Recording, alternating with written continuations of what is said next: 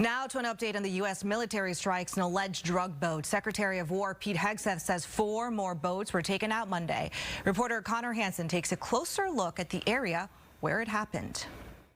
New video of the deadliest day of strikes on alleged drug boats so far, this time in the Eastern Pacific.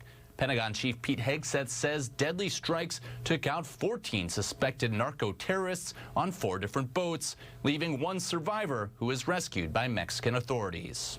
I would not want to be in a drug boat in the Caribbean right now. The Trump administration has compared drug cartels to terrorist groups like Al-Qaeda. The president claims each boat carries enough drugs to kill 25,000 Americans. For many years, the drug cartels have waged war in America, and at long last, we're finally waging war on the cartels. On Capitol Hill, lawmakers in both parties say attacks on land targets could be possible in Venezuela and Colombia. This week, Venezuela canceled an oil agreement with its neighbor Trinidad and Tobago after a U.S. warship docked there. And now a bipartisan group is asking if these strikes are legal when the U.S. is not at war.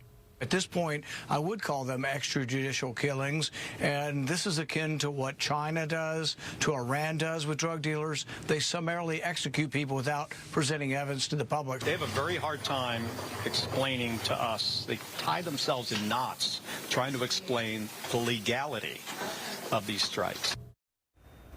South Carolina Senator Lindsey Graham says the president will brief lawmakers on the strikes when he returns from his trip to Asia.